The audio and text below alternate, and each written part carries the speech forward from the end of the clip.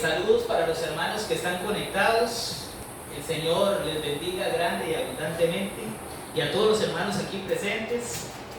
Al hermanito Denis y a su familia. Muchas bendiciones a todos. Vamos a ir a la página 1202 en sus Biblias. Mateo capítulo 26, a partir del verso 36. Y hoy, hermanos, vamos a hablar de un pasaje que es de suma importancia. Ahora el 14 de enero que estuve por acá,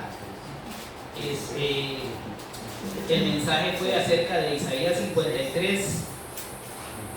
Un mensaje que ustedes saben que se lo mencioné, es muy especial para mí, tratando de hacer hincapié en la importancia del sacrificio de Jesucristo en la cruz. Y este tema que voy a mencionar el día de hoy está totalmente ligado a Isaías 53, la agonía de Jesús en Getsemaní. Entonces, hermanos, si ya estamos todos listos con la palabra, vamos a dar inicio. Amén. Entonces llegó Jesús con ellos a un lugar que se llama Getsemaní y dijo a sus discípulos: sentaos aquí, entre tanto que voy allí y oro. Y tomando a Pedro y a los dos hijos de Zebedeo, comenzó a entristecerse y a angustiarse en gran manera. Entonces Jesús les dijo: mi alma está muy triste hasta la muerte. Quedaos aquí y velad conmigo. Yendo un poco adelante, se postró sobre su rostro, orando y diciendo: Padre mío, si es posible, pasa de mí esta copa, pero no sea como yo quiero, sino como tú. Vino luego a sus discípulos y los halló durmiendo, y dijo a Pedro: ¿así que no habéis podido velar conmigo una hora? Velad y orad, para que no entréis en tentación. El espíritu a la verdad está dispuesto, pero la carne es débil. Otra vez fue y oró por segunda vez, diciendo: Padre mío, si no puede pasar de mí esta copa sin que yo la beba, hágase tu voluntad. Vino otra vez y los halló durmiendo, porque los ojos de ellos estaban cargados de sueño. Y dejándolos se fue de nuevo y oró por tercera vez, diciendo las mismas palabras. Entonces vino a sus discípulos y les dijo: dormid ya y descansad. He aquí ha llegado la hora y el Hijo del Hombre es entregado en manos de pecadores. Levantaos, vamos, ved, se acerca el que me entrega. Señor Padre Santo, gracias quiero darte por este momento. Gracias, Señor, por la oportunidad que nos das el día de hoy de estar aquí ante tu presencia, Señor, reunidos como iglesia, como hermanos, como un solo cuerpo, para rendirte a ti toda la adoración y toda la gloria. Ayúdanos, Señor, que todos estemos con un corazón realmente dispuesto a escuchar tu palabra. Enséñanos, Señor, a abrir nuestros oídos espirituales, que esa palabra quede guardada en nuestro corazón, que podamos atesorarla, Señor, que podamos vivirla, pero sobre todo que podamos transmitirla como hijos tuyos, Señor, para que este evangelio pueda llegar a los oídos de aquellos que todavía no te conocen, Señor. En el nombre poderoso de Cristo Jesús. Amén. Bueno, mis hermanitos, Jesús se lleva a sus discípulos al Getsemaní para orar. Ya Él sabe que se acerca la hora de entregar su vida por todos nosotros. Había estado en la casa con ellos, habían compartido la última cena y ya se dispone a hacer a lo que Él vino a este mundo. Y Él a lo que vino a este mundo fue a morir. Él vino a morir. Desde el momento que Él se ofreció al Padre, y como dicen Hebreos, me diste cuerpo, el Padre le dio un cuerpo, ese cuerpo era para el sacrificio. Cuando Él vino aquí a este mundo, ya Él sabía que su misión era venir a morir. Ninguno de nosotros piensa en la muerte, pero Él, desde que vino, ya sabía que venía eso, a morir. se lleva a sus discípulos al Getsemaní, a esos 12 o a los 11 que andaban con él, porque ya Judas se había ido, ¿verdad?, para entregarlo. Pero llega un punto donde él escoge a esos 3 que eran como los más allegados, a Pedro, a Santiago y a Juan, los mismos que estuvieron con él en la transfiguración, y decide avanzar un poco más con ellos. Sin embargo, llega un punto donde los deja a ellos ahí y él se va solo, porque muchas veces nosotros debemos orar en comunidad, debemos sacar el tiempo como iglesia para orar y buscar la presencia del Señor. Pero hay tiempos muy importantes en la vida de cada creyente donde nosotros debemos disponer ese tiempo para orar en intimidad, yo con mi Padre. Y es lo que Jesús hace en este momento. Ahora, no era cualquier cosa por la que Jesús iba a orar. Jesús va, se arrodilla, se postra y busca la presencia del Padre. Y él en su oración le hace una petición al Padre. En medio de toda la angustia, el dolor y la tristeza que él tiene y que lo menciona, porque él se lo hizo a los discípulos, tengo una angustia, tengo una tristeza de muerte. Imagínense lo que podía existir en ese momento en el corazón de nuestro Señor, una tristeza de muerte. Y él va y le pide al Padre, él le hace una solicitud al Padre, que si es posible, pase de mí esta copa. Imagínense qué solicitud le está haciendo Jesús a su Padre del cielo. Su Hijo, el que ha estado con él en la eternidad, le está haciendo una solicitud. ¿Cuántas veces nuestros hijos acuden a nosotros para pedirnos algo? Y cómo cuesta a veces decirle que no a nuestros hijos, ¿verdad? Más si están rogando, más si están llorando, más si están ahí suplicando. Y Jesús en ese momento, mis hermanos, tiene una angustia, tiene una aflicción tan grande que él está pidiendo al Padre que si es posible, haga pasar de él esta copa. Pero ¿a cuál copa se refiere Cristo aquí? La copa a la que se refiere Jesús es la copa de la ira de Dios, como les había mencionado hace un mes. Mis hermanos, he escuchado a muchos pastores, he escuchado a muchos predicadores, a muchos evangelistas decir de manera errónea que Jesús estaba sufriendo en el Getsemaní porque iba a ser azotado, porque iba a recibir una corona de espinas, porque iba a recibir golpes, escupitazos. Y eso no es así, mis hermanos. No era ese el temor, no era ese el miedo, el sufrimiento que tenía Jesús en el Getsemaní. Jesucristo había estado desde la eternidad junto al Padre, siempre, desde antes de la fundación del mundo. Siempre habían estado juntos. Pero él sabía que al cargar por decisión propia con los pecados de toda la humanidad, iba a haber una separación. Porque el Padre es 3 veces santo. El Padre no puede comulgar con el pecado. El Padre Santo no puede estar donde haya pecado.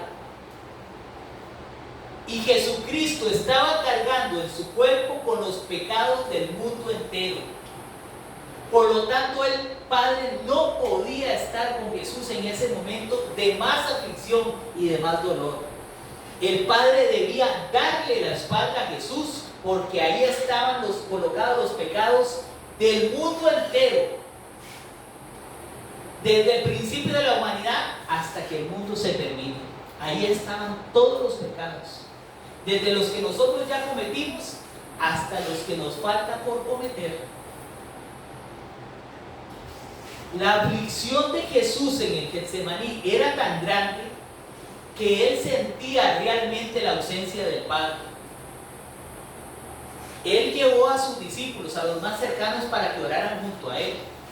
Y como pudimos leer ahora,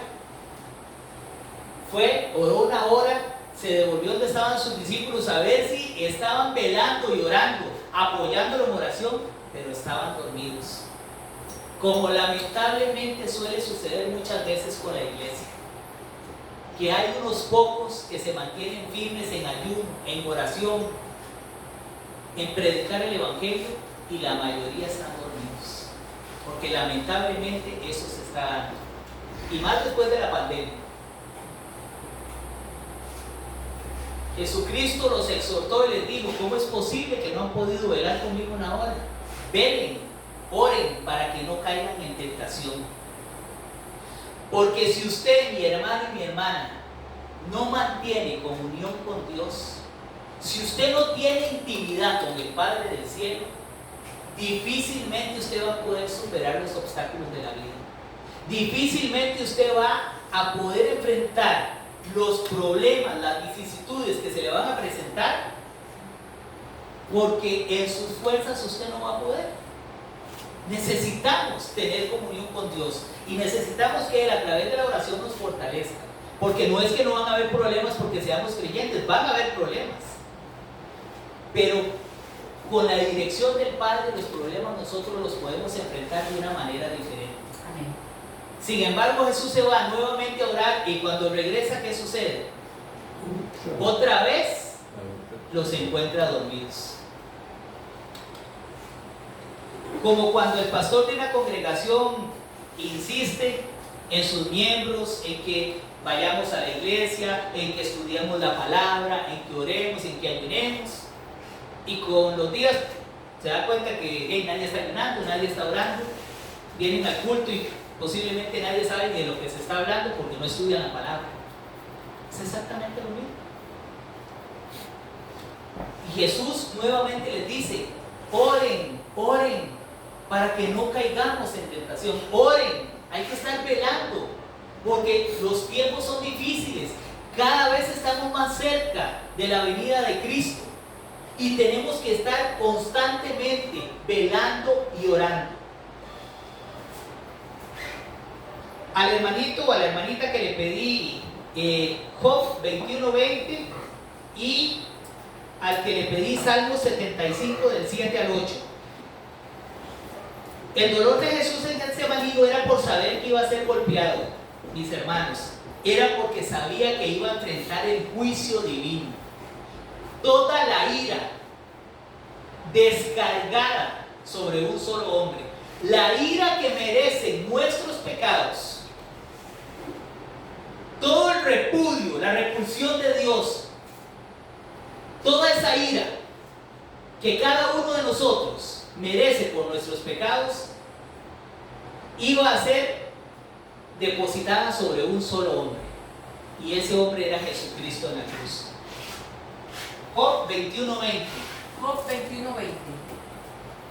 Dice la palabra del Señor en el libro de Job, capítulo 21, versículo 20.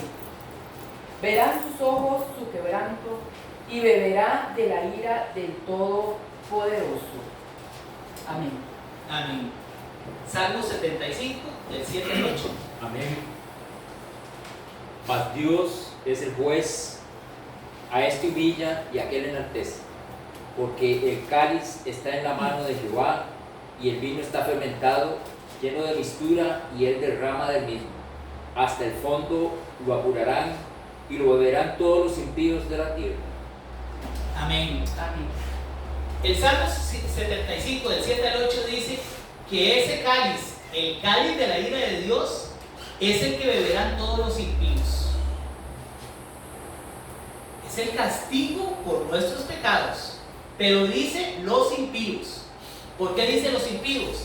Porque quienes ya somos salvos, como decía la hermana anteriormente cuando hablaba de ocuparse de la salvación, los que ya somos salvos no deberíamos de preocuparnos de esto, porque ya el Señor nos ha regalado la salvación.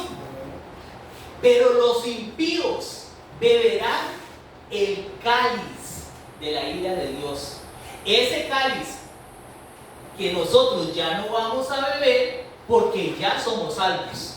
¿Estamos claros, hermanos? Amén. Es que el sacrificio de Cristo en la cruz fue tan perfecto y fue tan grande que al depositar nosotros nuestra confianza en el Señor y decirle, Señor, tú eres el dueño de mi vida, mi corazón te pertenece absolutamente a ti, nosotros hemos sido salvados y ya no vamos a beber el cáliz porque Él lo bebió por nosotros.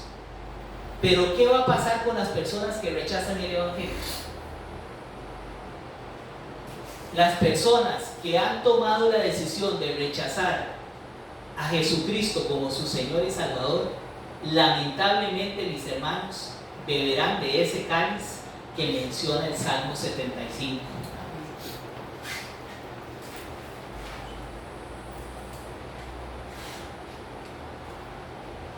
Y mencionaba en Job, no sé mi hermanita, si me lo puede volver a leer, Job 21:20, por favor. Dice el libro de Job, en su capítulo 21, versículo 20, verán sus ojos su quebranto y beberá de la ira del Todopoderoso. ¿A quién cree usted que se refiere ahí, mi hermana? Bien, aquí está.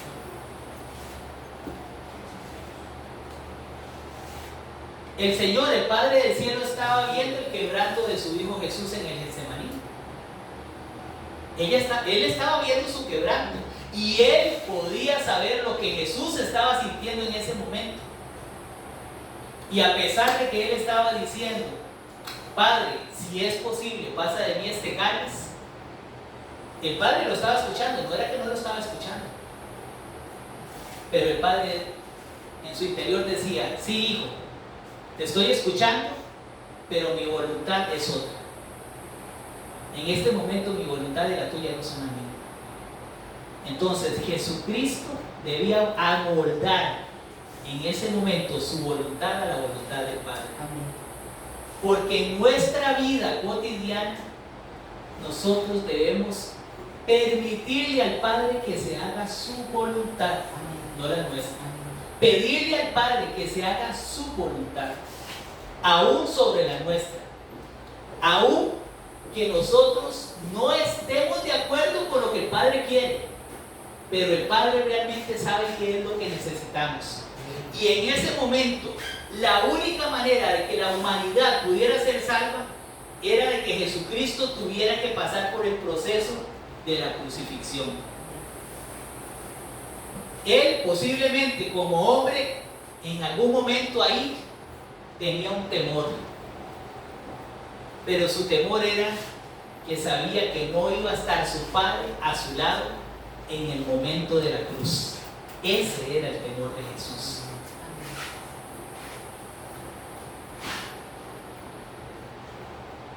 Dice aquí, fue tanta la presión emocional que padeció Jesús que sus vasos capilares se rompieron y esto provocó que su sangre se mezclara con sudor. A esto se le llama hematidrosis.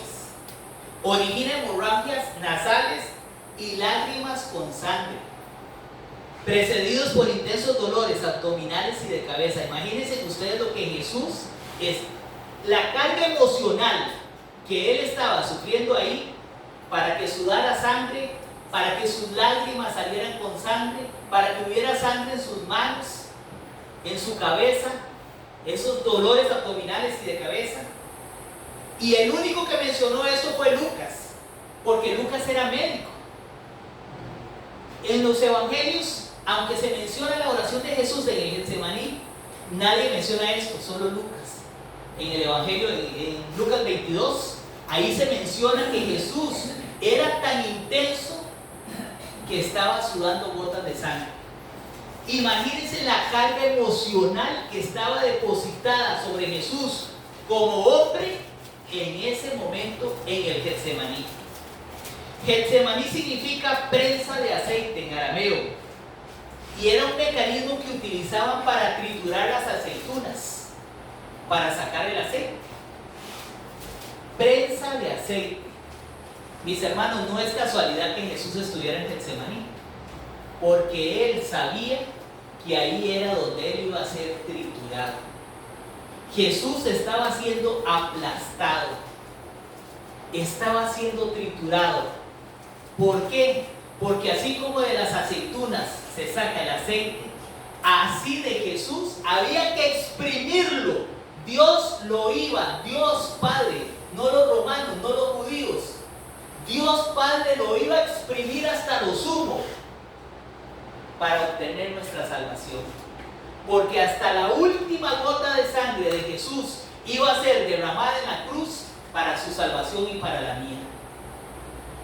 Así es que por eso Él tuvo que pasar este proceso tan fuerte en el Getsemaní, triturado, aplastado por cada uno de nosotros, para nuestra salvación. El hermano que tiene Isaías 53:10 y la hermanita que tiene Éxodo 34:7. Primero Isaías 53:10. Isaías 53 dice la palabra: con todo eso Jehová quiso quebrantarlo, sujetándolo a padecimiento, cuando haya puesto su vida en expiación por el pecado, verá linaje, vivirá de largos días, y la voluntad de Jehová será en su mano prosperada. Amén. Con todo eso Jehová quiso quebrantarlo. No fueron los judíos, no fueron los romanos, obviamente fueron los pecados de toda la humanidad, pero quien lo puso en esa posición fue nuestro Padre del cielo, porque el Señor tenía que proveerse de un cordero para el sacrificio. ¿Recuerdan ustedes cuando el Señor le pidió a Abraham que subiera al monte a sacrificar a su hijo Isaac? Desde que tenía Abraham 75 años, el Señor le había prometido un hijo, y lo tuvo a los 100 años. 25 años esperando un hijo, y cuando por fin lo tiene, el Señor le dice que se lo lleve al monte Moriah y se lo ofrezca como sacrificio. Y ahí va Abraham con Isaac, Isaac llevando la carguita de leña. Isaac representa a Jesús llevando el madero.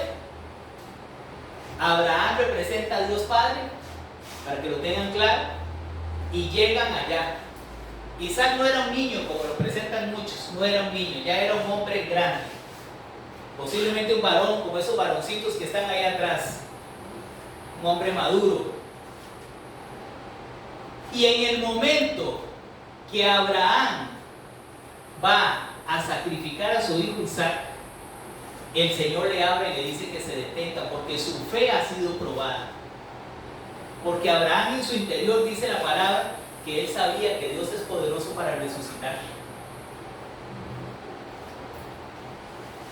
¿Y qué sucedió? Que Dios se proveyó el sacrificio, ¿cierto? Y había por ahí un corderito enredado en una zarza. Dios se proveyó el sacrificio. Y eso era un ejemplo de lo que iba a suceder después con Jesús. Dios se proveyó ese sacrificio. Y ese sacrificio santo y perfecto era Jesucristo, quien en la eternidad pasada se había ofrecido al Padre y le había dicho: tú no quieres más sacrificios, aquí estoy yo, ya me diste cuerpo, hágase en mí según tu voluntad. Y ese era el sacrificio. Fue Dios el que quiso quebrantarlo, fue Dios el que lo puso ahí. Se ofreció un sacrificio para la salvación de todos nosotros. Dios, sabiendo que estaba ofreciendo a su propio Hijo, a su Hijo amado, pero para salvación de nuestras almas. Y tenía que ser así, porque Dios no puede dejar pasar el pecado. Y lo vamos a escuchar a continuación con la cita de Éxodo 34:7.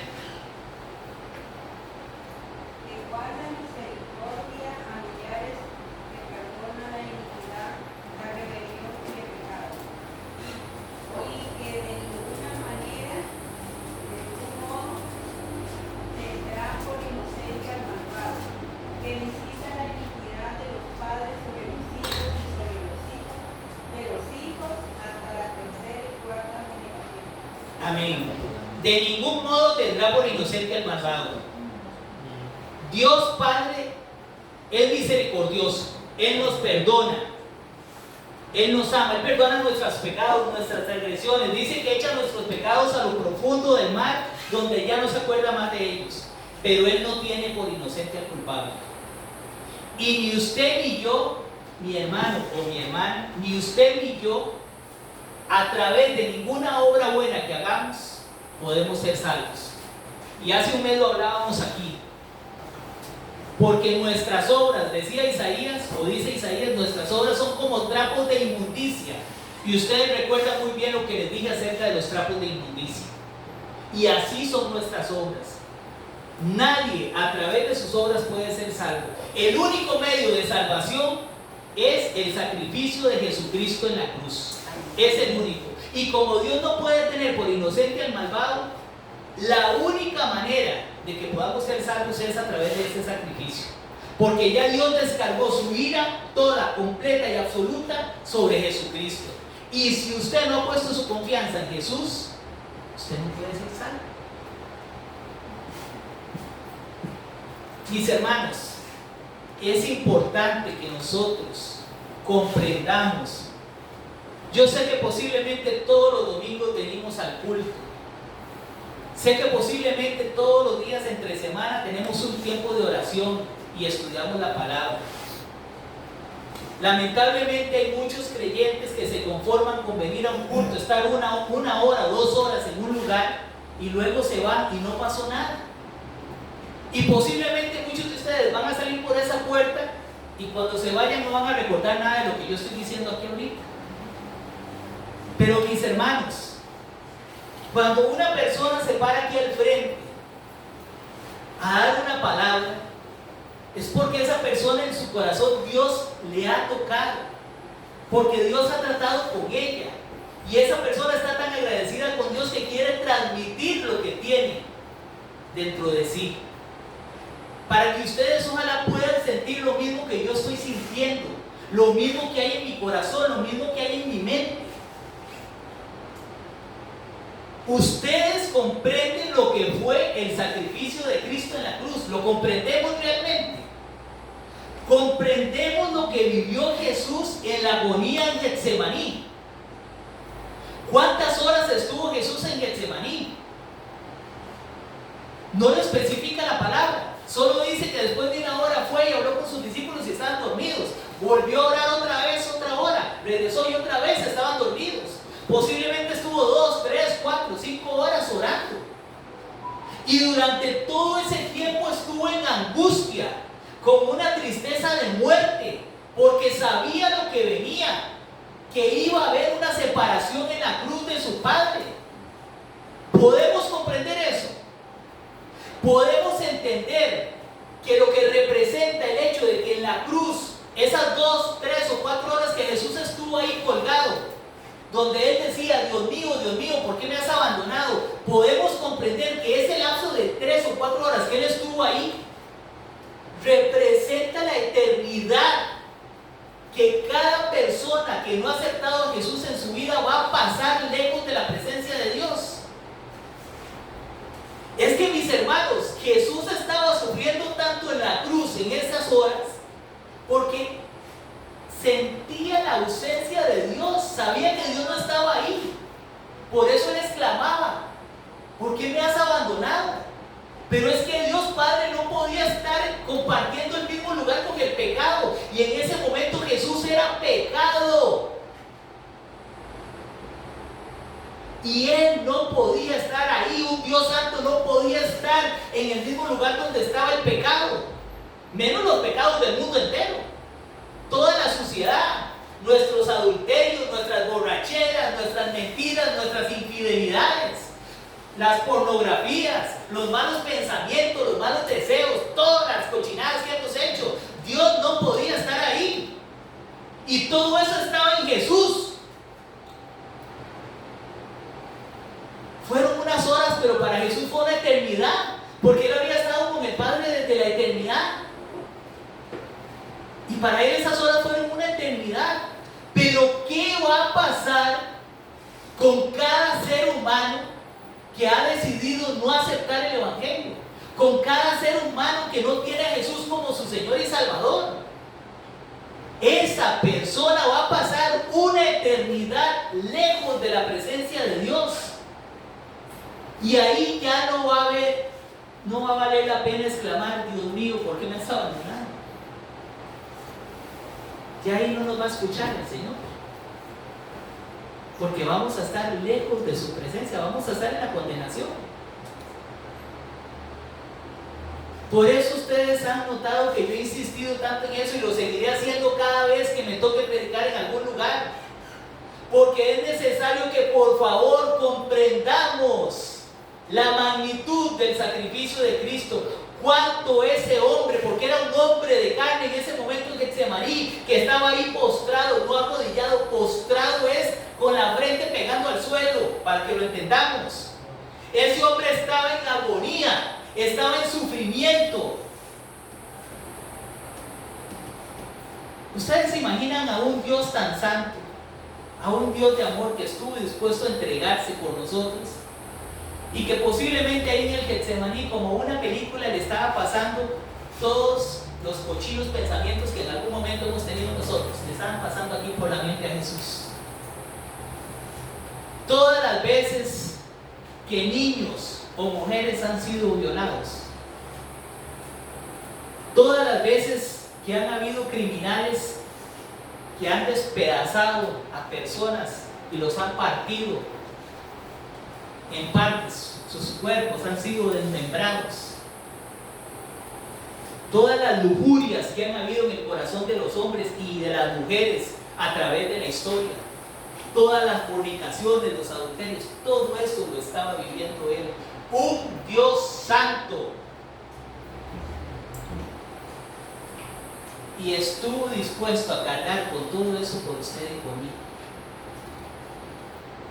Entonces, cuando nosotros tenemos pereza de orar, cuando nosotros tenemos pereza de sentarnos a sacar 10 o 15 minutos, eso no es lo ideal, pero por lo menos a darle lectura a la palabra, a sacar 1 o 2 horas para venir a la iglesia.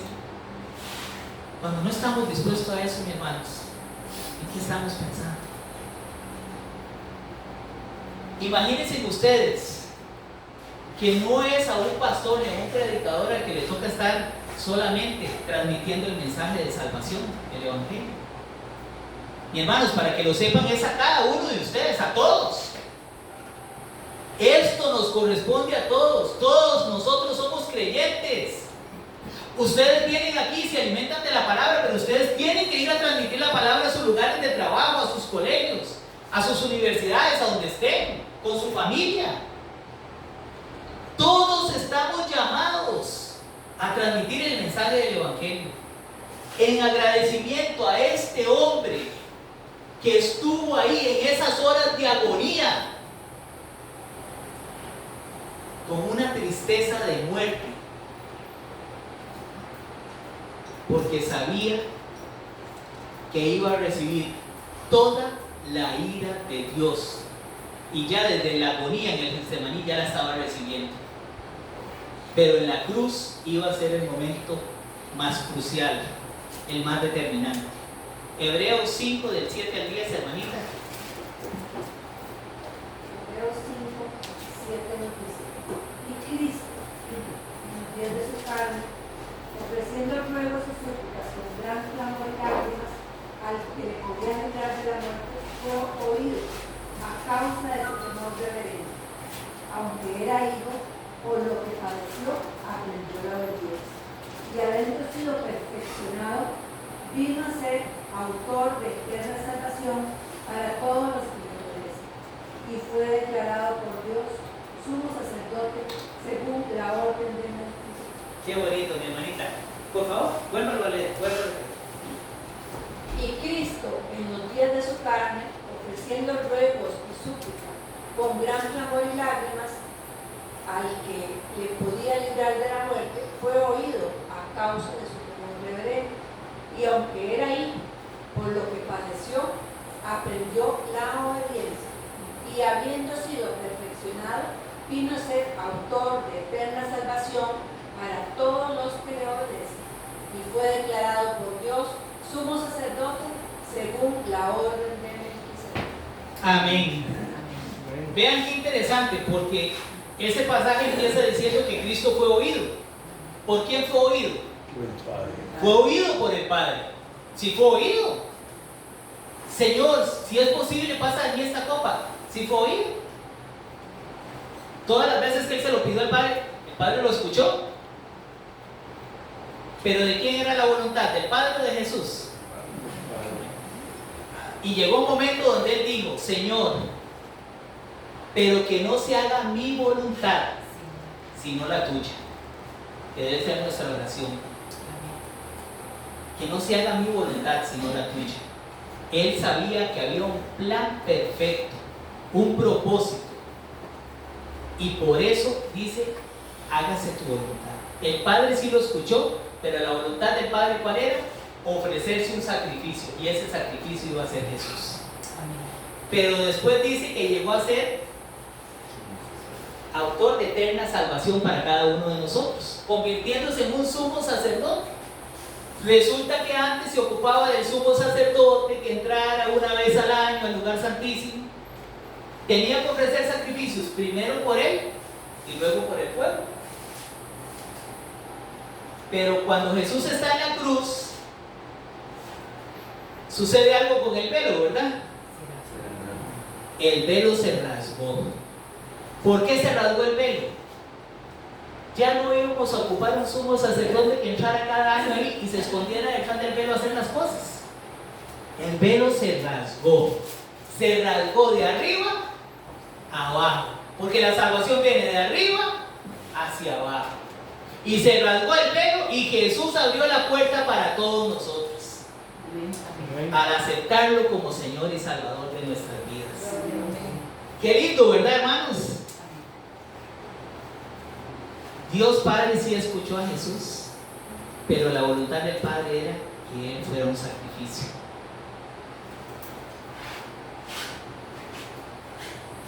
Jonás 2:9.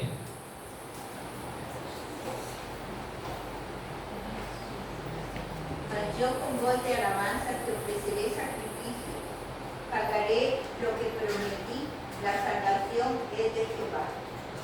La salvación Es de Jehová. La salvación es de Jehová. La salvación es de Jehová. Porque nadie a través de obras puede ser salvo. La salvación es de Jehová y esa salvación viene a través de Jesucristo. La vida viene de Dios y solo Dios puede resistir la ira de Dios. Por eso Jesús era el que tenía que ofrecerse como sacrificio. Tenía que ser hombre porque es hijo de Adán y tenía que ser Dios porque es divino. En un huerto entró la desobediencia en el mundo, en el huerto del Edén. Y en un huerto vino la salvación para el mundo, en el huerto de Getsemaní. Ahí donde Jesucristo, nuestro Salvador, fue triturado, como que ustedes agarren una naranja y la empiecen a exprimir así, saquen todo el jugo. Así fue Jesucristo, nuestro Señor, exprimido, triturado, aplastado, para que la ira de Dios cayera sobre Él y no sobre nosotros. Por cuanto todos pecamos y estamos destituidos de la gloria de Dios. Todos estamos destituidos, todos. Más por su sacrificio, por haber sido Él tomado como un sacrificio, por haber sido ofrecido, hoy somos salvos. Y hoy somos llamados nosotros, cada uno de nosotros, a proclamar el Evangelio. Cuando un pastor o un predicador está al frente de ustedes transmitiendo una palabra, cada uno de ustedes debe ser como los hermanos de Berea. Ustedes tienen la obligación, y escúchenme bien, por favor, ustedes tienen la obligación de llegar a sus casas y tomar esta palabra y verificar que lo que se dice aquí al frente es correcto. Amén.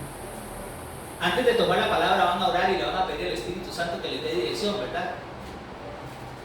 Pero ustedes deben de verificar que lo que un predicador o un pastor diga al frente es correcto. Amén.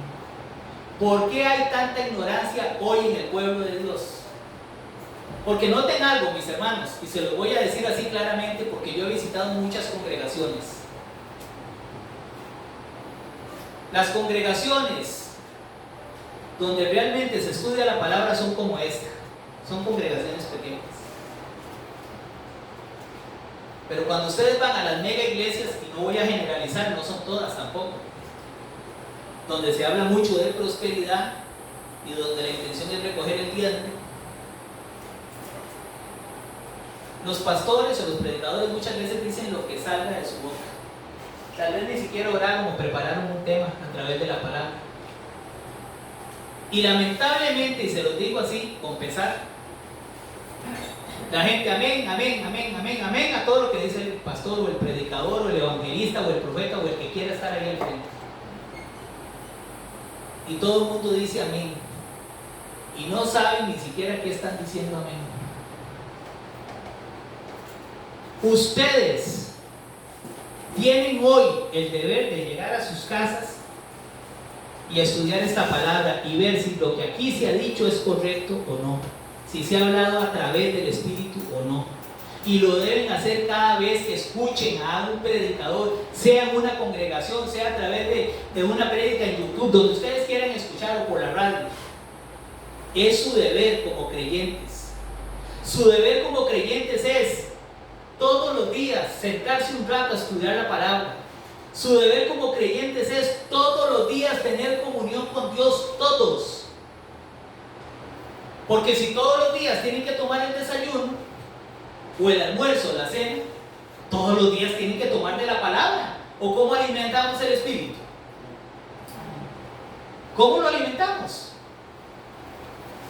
¿O están esperando que todos los días venga un profeta y les diga, el Señor te dice eso?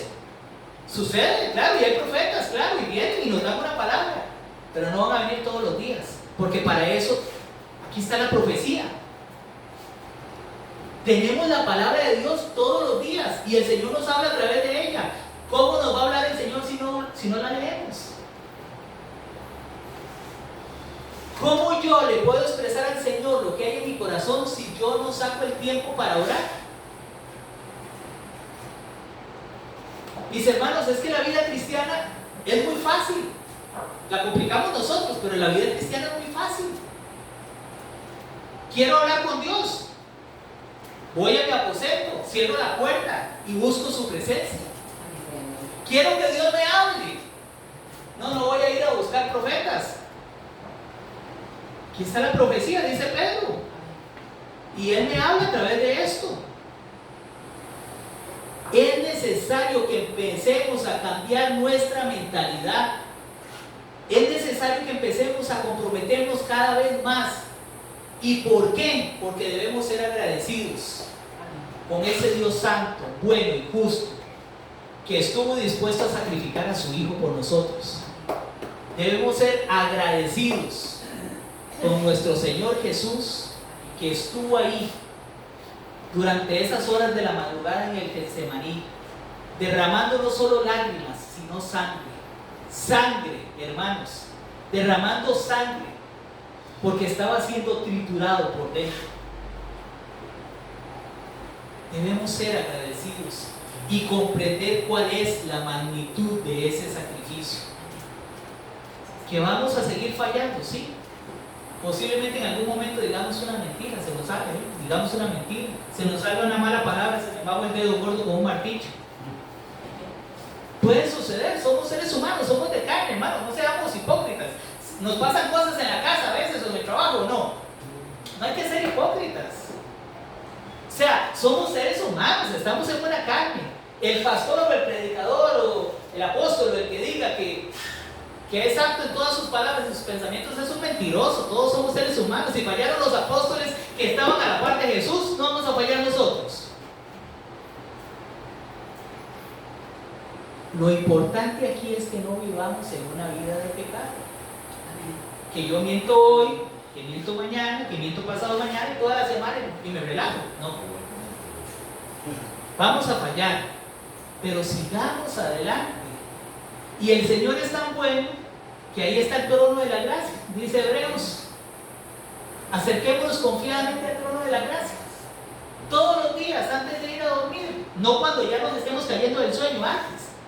Ir y buscar la presencia del Señor, acercarnos al trono de la gracia, postrarnos y pedirle perdón por los pecados que hayamos cometido el día. Pensamientos, palabras, acciones, que volvió a ver una muchacha.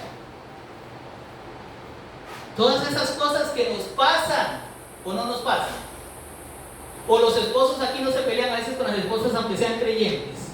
O la esposa a veces no se enoja con el esposo porque lo manda a hacer algo en la casa y no quiere, porque ya viene cansado del trabajo. O el esposo a veces no está molesto porque llegó el trabajo y no estaba la comida. Sí nos pasa aunque seamos creyentes. ¿O no? Estos días, ayer y hoy, yo he vivido cosas con pastores.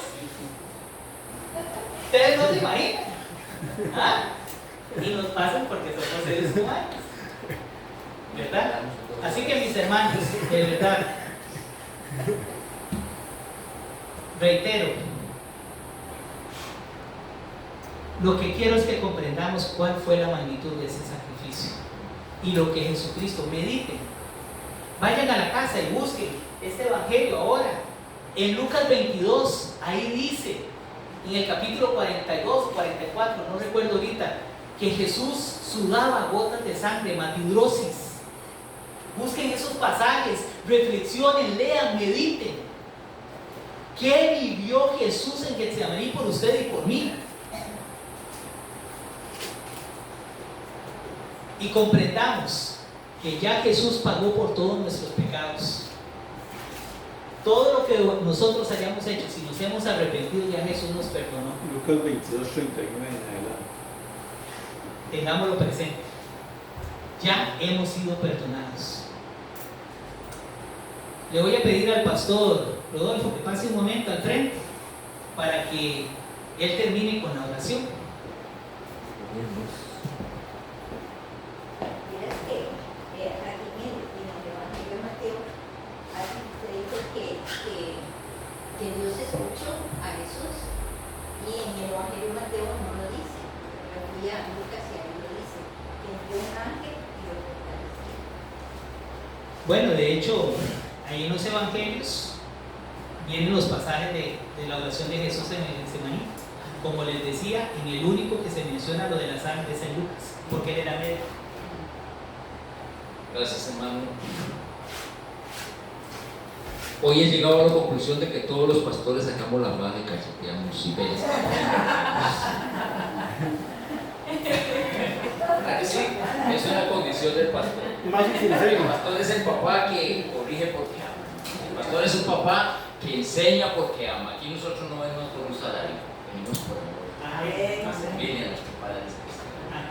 Y qué duro, ¿verdad? Porque Jesús clama y papá dice que no. Papás, aprendamos. A veces hay que decir que no. A veces hay que decir que no, porque nosotros sabemos lo que es bueno para nuestros hijos. Gloria a Dios, hermanos. Vamos a ponernos en la presencia del Señor. Pongámonos de pie, hermanitos. Este momento para mí siempre es hermoso. Cuando abrimos nuestro corazón y le damos gracias a nuestro amado Padre Celestial. Pregunta: ¿desayunaron, hermanos? ¿Comieron calientitos? Sí. Nos despertamos con vida. Todo eso es porque nuestro Padre nos ama. Porque todo viene de Él. Nada que tengan ustedes pueden decir esto es mío, porque te dio la inteligencia, te dio la fuerza, te dio la voluntad para trabajar y que recibas un salario y que puedas comprarte una camisa bonita. Pero todo tiene ese origen. Entonces cerremos nuestros ojos y unidos por ese amor, por el amor de nuestro Padre Celestial. Y con fe, porque aquí todos somos cristianos, hermanos. Aquí todos somos nacidos en Cristo Jesús. Aquí no hay colados. Creyendo que Él está aquí, porque caminamos por fe, no por vista. Creyendo en sus promesas, creyendo en su palabra, de que la presencia de su Espíritu Santo está aquí con nosotros, gozándose también con nosotros. Démosle gracias. Dale gracias al Padre Celestial por todas las circunstancias que has tenido que enfrentar esta semana y las que vendrán. Dale gracias, porque cuando nosotros tenemos confianza en nuestro Padre Celestial, cuando nosotros confiamos en el poder de Jesús, hermanos, hay gozo hasta en medio de las pruebas y en medio de las circunstancias. Padre amado, hoy queremos darte gracias, Señor. Mira este pueblo, Señor, que se humilla ante tu presencia, reconociendo que tú eres Dios, que tú eres el que tienes el control y el poder y la autoridad, Señor, y que tú eres soberano. Te damos gracias, amado Dios, por este pastor, por este siervo tuyo que hoy pusiste a dar esa palabra de vida, Señor, a entregar esa palabra para que entendamos que moriste por amor, Señor, que no estabas asustado por la muerte, estabas sufriendo porque ibas a ser separado del Padre, y ese temor tenemos que tenerlos todos cuando estamos pecando, hermanos, cuando nos dejamos arrastrar por el pecado, por la debilidad de la carne. Siente ese miedo cada vez que vas a pecar. Aparte de tu Padre, y si viene ese miedo, perdiste tu eternidad y perdiste tu salvación.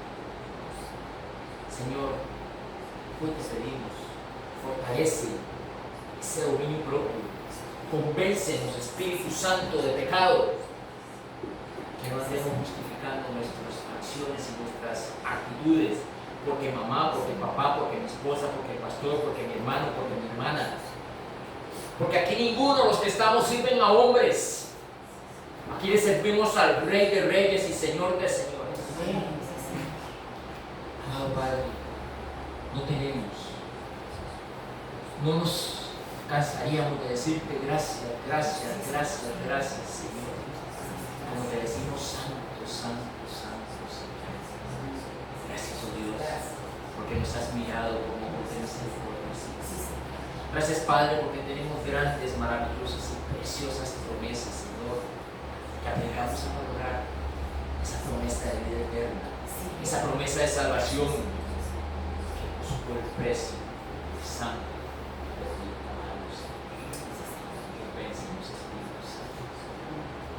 Gracias, amados. Bendice, Señor, a este pueblo, Señor. Jehová te bendiga y te guarde. Jehová haga resplandecer sobre su rostro sobre ti y tenga de ti misericordia. Jehová alce sobre ti su rostro y ponga en ti paz. Hermanos, recibamos esa paz de Cristo. Recibamos esa paz en medio de las circunstancias, en medio de las situaciones. El enojo es una emoción, hermanos. Dice el Señor, no, porque el sol no se pone sobre ti. Te damos gracias, amado Dios, por este día. Gracias por el pastor, por su esposa, Señor. Gracias por esta congregación que nos ha unido en amor, Señor. Y queremos seguir avanzando en nuestro Señor. Que aquí todos seamos hermanos. Que aquí todos reflejemos la luz del rostro de la luz magna. En medio de este mundo de tinieblas, aunque ahora el sol esté reluciente, resplandeciente, Señor, sabemos que esto está lleno de tinieblas, pero que cada uno de nosotros, tus hijos, reflejemos la luz de tu amor. Amén. Gracias, Padre. Bendice esta semana que inicia, Señor. Bendice a cada hermano, cada familia, cada hogar, cada joven, cada persona aquí presente, Señor, que reciba esta mañana, Señor, esa luz que viene de ti, oh Dios. Danos sabiduría, danos inteligencia y danos discernimiento para entender cuál es la verdad, Señor. Que tú, Jesús, eres el camino, la verdad y la vida. Mayor, te damos a ti honor y gloria, Padre. En el nombre de Cristo Jesús, tu Hijo. Amén. Y amén. Que la paz de Cristo esté con todos ustedes. Amén.